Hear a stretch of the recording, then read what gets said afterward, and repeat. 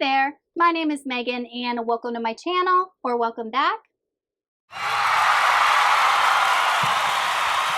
Today I'm going to be recommending 5 cozy fantasy books to read during the winter season. If it is cold outside and a bit gloomy and dreary, I think that these fantasy books are excellent for transporting you to another place and immersing you in a world. And these stories also have very wholesome, heartwarming elements to them, so I thought it would be great to recommend them as cozy reads.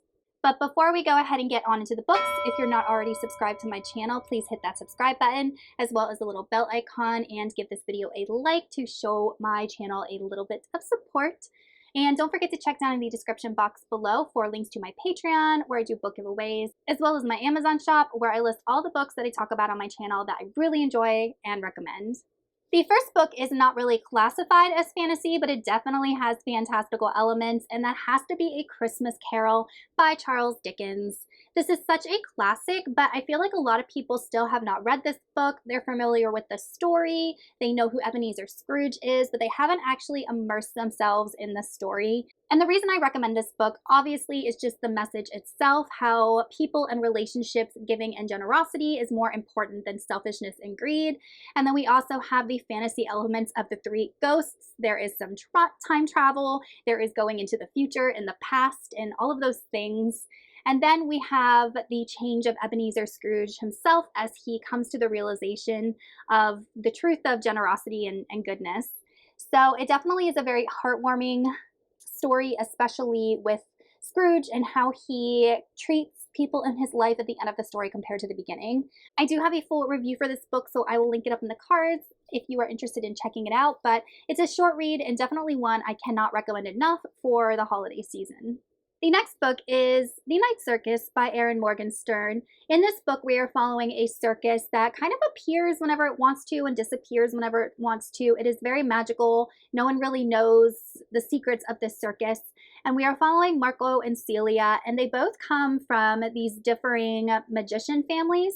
And they have been raised their whole lives knowing that eventually they are going to duel each other and only one person can win. But Marco doesn't know who Celia is, Celia doesn't know who Marco is, and they end up meeting and falling in love. So we are following, number 1, this magical circus, and Erin Morgenstern, her prose is so purpley, so flowery, her imagery is top-notch. She knows how to create a world that you are 100% immersed in, and it's not just any world, it is a magical, whimsical, fantastical world with things and descriptions that I could never write myself. And not only that, but she's weaving this love story that seems almost impossible and following these characters as they are trying to beat the odds with their love for each other.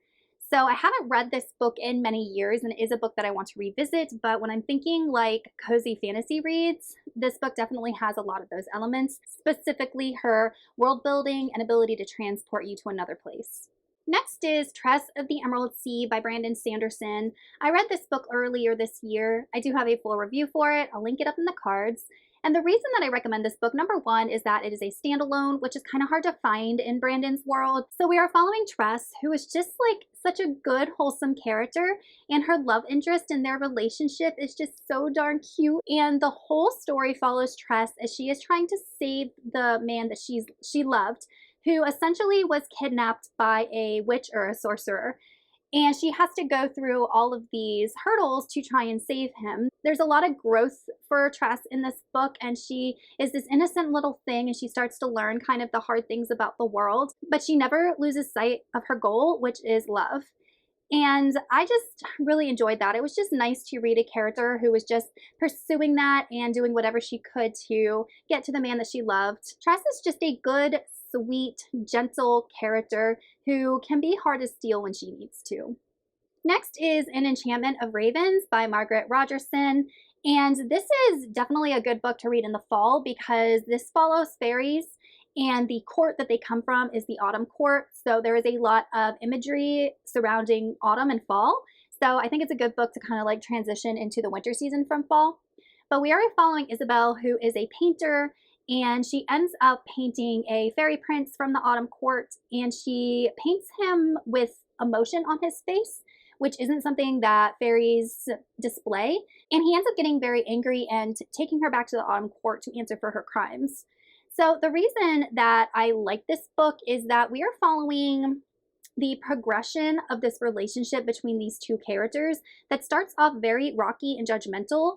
And we learn that the Autumn Prince is putting up a front, not only physically, but like who he is on the inside.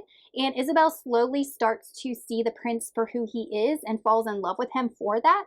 And she is able to love him even with his faults.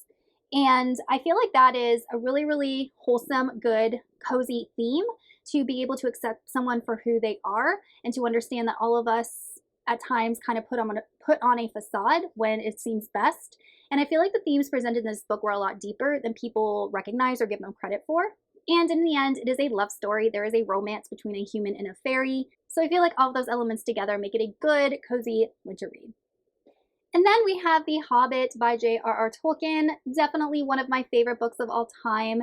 As we know, Tolkien is a master at immersing his readers into his world, into Middle-earth.